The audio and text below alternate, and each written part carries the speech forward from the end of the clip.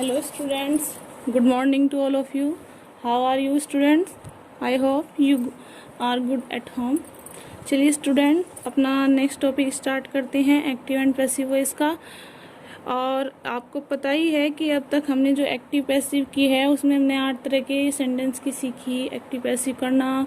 उसके बाद हमने अपनी मॉडल वर्ब के बारे में बात करते हैं कि मॉडल वर्ब्स अगर सेंटेंस में आती हैं तो उनकी पैसिव वॉइस कैसे बनाई जाती है। जैसे कि यहाँ पर टॉपिक लिखा भी हुआ है passive voice of modal verbs, यानी कि अगर मॉडल वर्ब दी गई हैं, जैसे कि मॉडल वर्ब क्या होती हैं, can, could, may, might, should, would, इस तरीके की जो वर्ब होती हैं उन्हें हम मॉडल वर्ब कहते हैं।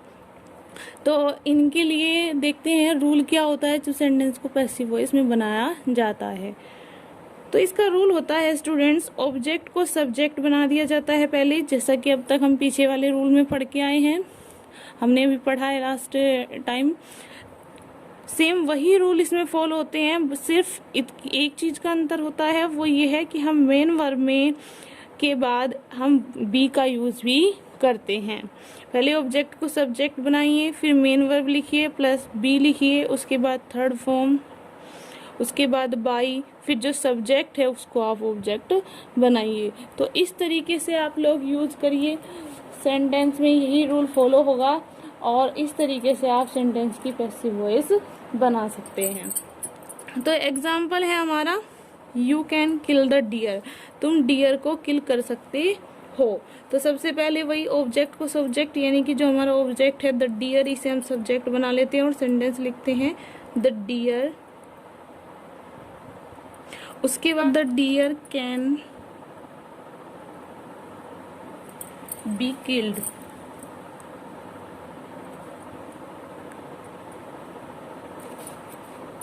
उसके बाद हमने यहाँ पर हेल्पिंग वर्ब लिखनी चाहिए थी हमें, helping verb plus be plus main verb की थर्ड फॉर्म। ठीक है स्टूडेंट्स, ये यहाँ पर मिस्टेक है, the deer can be killed, और उसके बाद जो हमारा यू सब्जेक्ट है इसे हम ऑब्जेक्ट बनाकर लास्ट में लिखेंगे और इससे पहले बाई, बाई यू, यू का ऑब्जेक्ट खुद यू ही होता है। तो सेंटेंस होगा आपका the deer can be killed by you. Okay students, चलिए नेक्स्ट सेंटेंस है हमारा, we should love our motherland, हमें अपनी मदरलैंड से, अपनी मातृभूमि से प्यार करना चाहिए। तो सबसे पहले देखते हैं हमारा ऑब्जेक्ट क्या है, आवर मदरलैंड। तो हम इसे सबसे पहले लिखते हैं, सब्जेक्ट बनाएंगे इसे आवर मदरलैंड,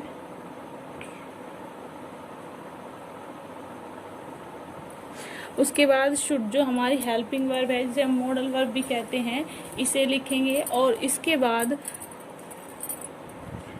शुड, बी लिखिए अपना, यानी कि जितनी भी मॉडल वर्ब आपको मिलेंगे उनके बाद आपको बी ऐड करना है और उसके बाद मेन वर्ब की थर्ड फॉर्म, बाकी का प्रोसेस वही है।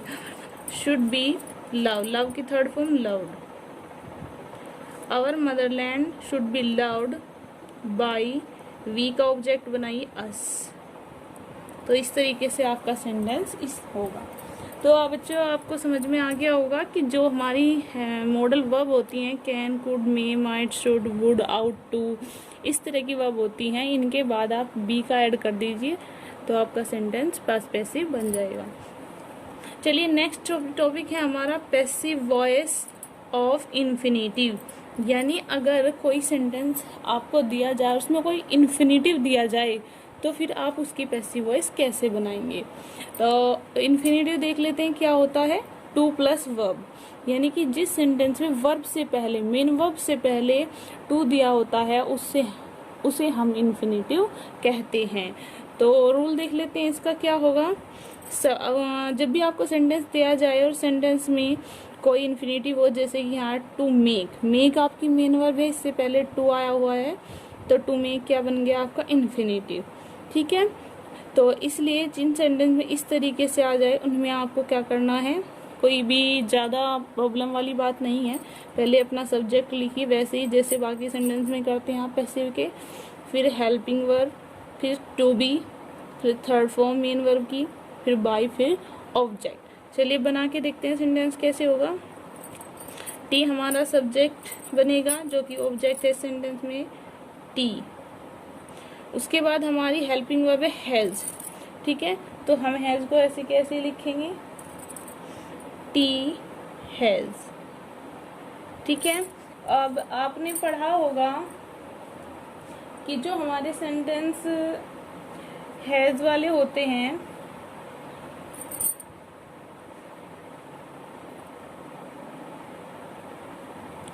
यहाँ पर हैज टू मेक इस तरीके से आया हुआ है, तो आपका क्या होगा, हैज ऐसे के ऐसे ही, टू बी यानी कि टू ऐसे के ऐसे ये लिखिए और बी लिखिए इसके साथ, टी हैज टू बी। अब मेक जो है उसकी थर्ड फॉर्म लिखिए made, it has to be made. उसके बाद हमारा बाई और उसके बाद शी का ऑब्जेक्ट बनाकर लिखिए by her, it has to be made by her. Okay student, तो इस तरीके से आप इन्फिनेटिव सेंटेंस की पैसिव वॉइस बना सकते हैं। चलिए नेक्स्ट देखते हैं अपना।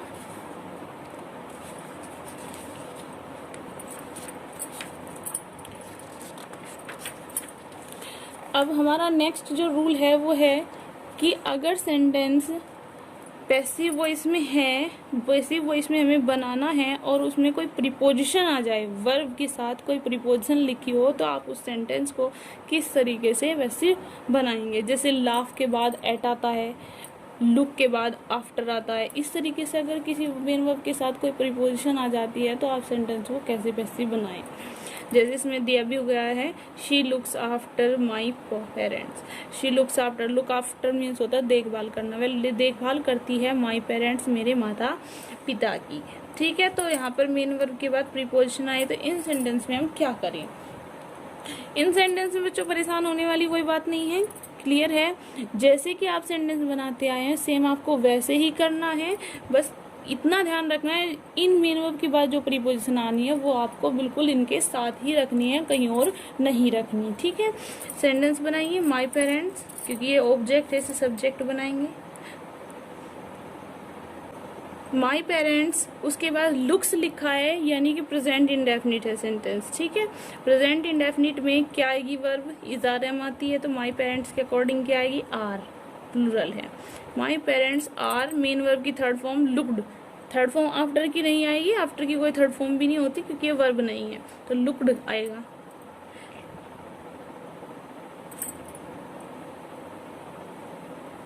My parents are looked after by, she का ऑब्जेक्ट हो जाएगा हर। ठीक है, चलिए अब कुछ पैसिव वॉइस के वाक्यों में बाई के स्थान पर अन्य प्रीपोजिशन का यूज होता है, यानी कुछ प्रीपोजिशन ऐसी भी होती हैं जिनमें बाई के जगह कोई और वर्ड हम लिखते हैं, कनेक्टेड वर्ड। ठीक है, जैसे नॉन व ओवलाइज्ड के बाद पैसिव में टू आता है, बाई का यूज नहीं होता। जैसे सेंटेंस है वी नो सानिया मिर्जा, हम सानिया मिर्जा को जानते हैं, तो यहाँ पर जो नो वर्ब आई है या ओवलाइज्ड वर्ब अगर यहाँ पर आती तो इनके लिए हम बाई नहीं लिखते लास्ट में। जैसे कि सानिया मिर्जा, इतना आपको क्लियर है कि इसे हम सब्जेक्ट बनाएंगे, सानिया मिर्जा नो आया है तो यानी जो सेंटेंस है प्रेजेंट इंडेफिनिट है। सानिया मिर्जा इज, क्योंकि एक है तो इज आएगा, ज्यादा होते तो आर आता है। Sania Mirza is known, main verb की थर्ड फॉर्म KNOWN। अब यहाँ पर बाई अस नहीं लिखना, हमें बाई लिखते हैं हम वी का ऑब्जेक्ट बना के, तो लेकिन नो वर्ब के साथ टू आता है, नॉन टू अस, ऐसे आपको करना है। कुछ वर्ब आपको ध्यान रखनी है, इन्हें इस तरीके से करना है, Sania Mirza in known to us. Okay, चलिए कुछ वर्ब ऐसी होती हैं जिसमें प्लीज, सेटिस्फाइड, चार्म्ड आता है, उनमें आपको बाई का यूज नहीं करना, वहाँ टू का यूज भी नहीं करना, वहाँ आपको विद का यूज करना है। तो जैसे कि सेंटेंस ले लेते हैं, हर बिहेवियर प्लीज्ड मी, उसके बिहेवियर ने मुझे प्लीज्ड कर दिया, खुश कर दिया, तो मी का सब्जेक्ट बनाइए आई, प्लीज्ड आया है यानी कि वर्ब सेकंड फॉर्म में, यानी सेंटेंस पास्ट इंडेफिनिट है, तो आई के साथ क्या लिखेंगे आप, was. I was, main verb की थर्ड फॉर्म लिखिए प्लीज्ड। अब यहाँ पर बाई हर बिहेवियर नहीं आएगा, प्लीज्ड के साथ क्या आता है, मीन्स विद, ये आपको खुद याद रखना है। I was pleased with her behaviour. Okay students, चलिए अब कुछ वर्ब ऐसी हैं जैसे अलार्म्ड, सरप्राइज, एस्टोनिश्ड व डिसअपॉइंटेड। इनके साथ आप एट का यूज करेंगे। जैसे कि एग्जाम्पल है हिज रिजल्ट अलार्म्स मी, उसके रिजल्ट ने मुझे अलार्म कर दिया, चौंका दिया हमें, ठीक है, हमें चौंका दिया। तो बनाइए अस का ऑब्जेक्ट सब्जेक्ट बनाइए वी, अलार्म्स आया है एस लगा नहीं, प्रेजेंट इंडेफिनिट में है। वी आर अलार्म्ड, ठीक है, मेन वर्ब की third form we are alarmed. यहाँ बाय हिज रिजल्ट नहीं आएगा बल्कि क्या आएगा, अलार्म्ड के साथ क्या आता है, at his result. Okay student, समझ में आ चुका होगा आई थिंक आपको। ये वर्ब आपको खुद याद रखने की किस वर्ब के साथ कौन सी प्रीपोजिशन लगती है। नेक्स्ट है हमारा इंटरेस्टेड तथा कंटेंट के साथ इनका प्रयोग करते हैं, ना बाई, ना एट, ना विद, ठीक है।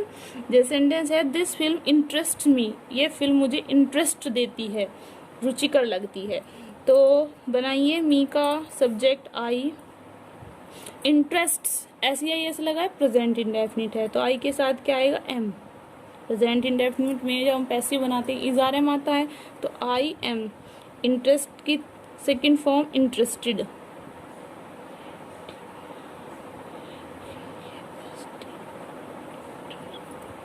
I am interested.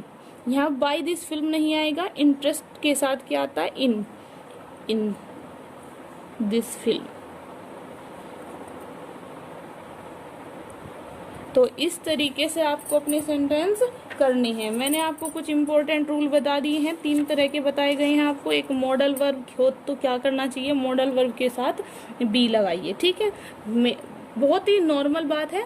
सब्जेक्ट अपनी हेल्पिंग वर्ब जो भी इसमें दी गई है, उसके बाद बी थर्ड फॉर्म और ऑब्जेक्ट। उसके बाद इन्फिनिटी वगैरह कुछ भी नहीं करना है आपको, अपनी वर्ब यूं की यूं लिखिए, उसके साथ बी लगा दीजिए, टू बी।